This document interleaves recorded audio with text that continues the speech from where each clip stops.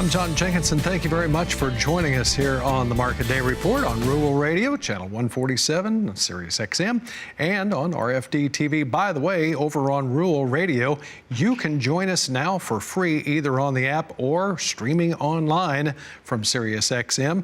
And just be sure to look it up. We are offering that Sirius XM to everybody for free there on the app and online all the way through September the 10th.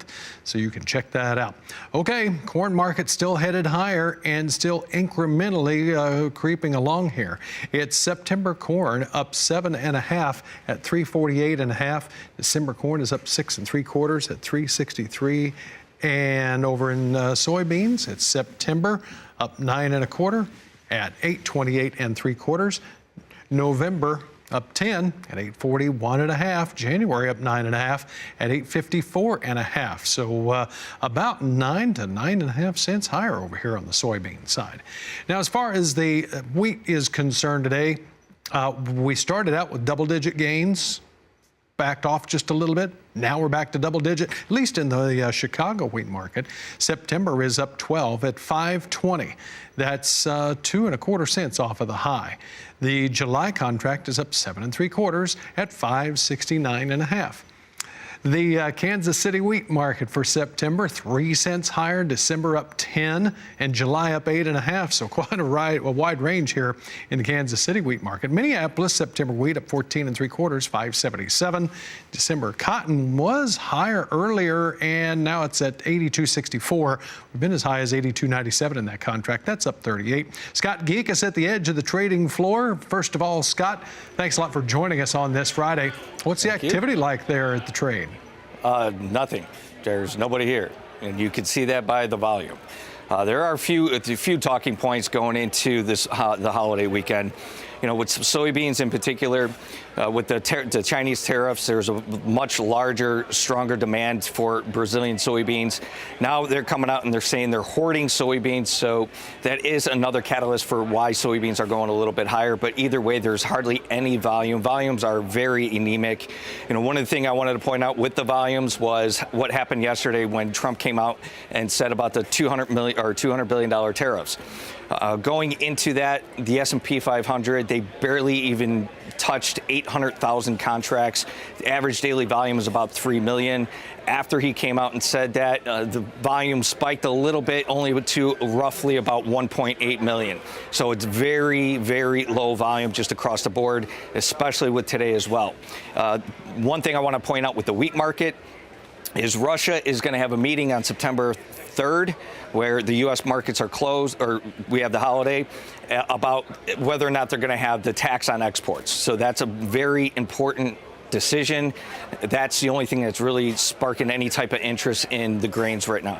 You know, Scott, Russia has mentioned that from time to time, and this wheat market has been both higher and lower. It's been quite a wild ride. Could be another wild ride then Tuesday when the markets resume.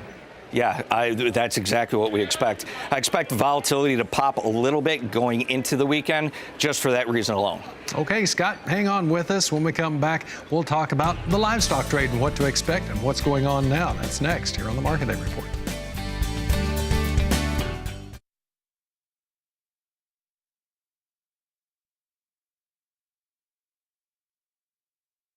We're getting close to the end of the day and the end of the month for the livestock trade as well here. Let's find out where we stand with the live cattle, feeder cattle. They were both lower earlier. And we've got October down 56 at 108.52, December down 30 at 113, February down 30 at 117.02. Now, the one thing that's interesting about this is the August live cattle, that front month there, that it's trading at 107. That is down 280, and that's on word that we are trading some cash in the Nebraska area, in the northern part of the trading area, at around 107.5. What about the feeder cattle?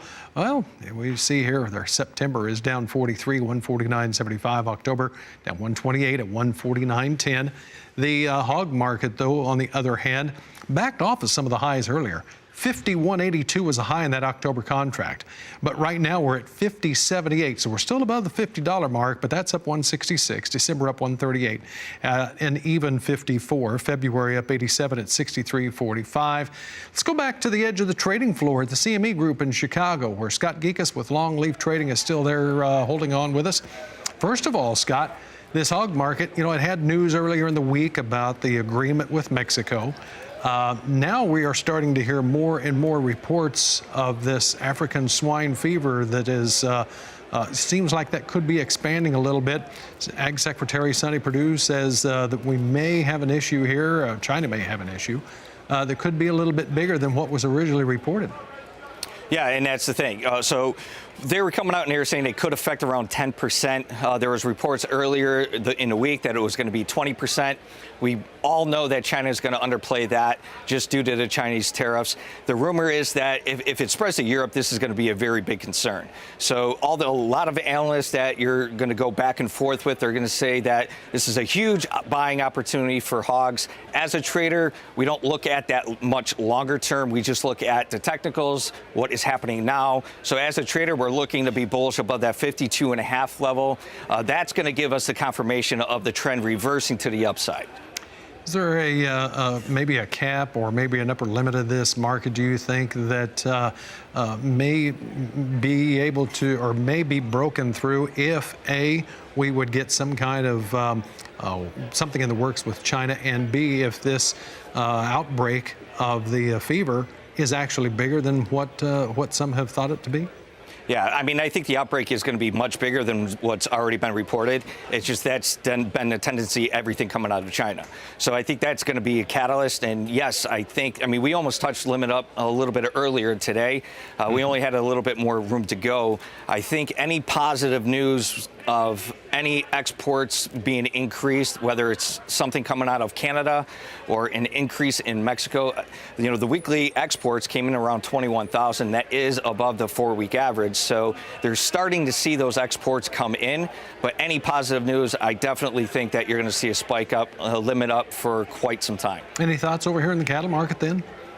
The cattle market is very interesting. So you have a lot of bullish catalysts for cattle. You got to remember that the consumer confidence level came out the other day and it was at 18-year highs. So with that being said, there's more people that are able to spend more money at the grocery store. So that's definitely something that we're keeping an eye on. Okay. Scott Gecas here with us. Scott, thank you very much. Hope you have a good holiday weekend. Scott Gecas there at the edge of the trading floor in Chicago.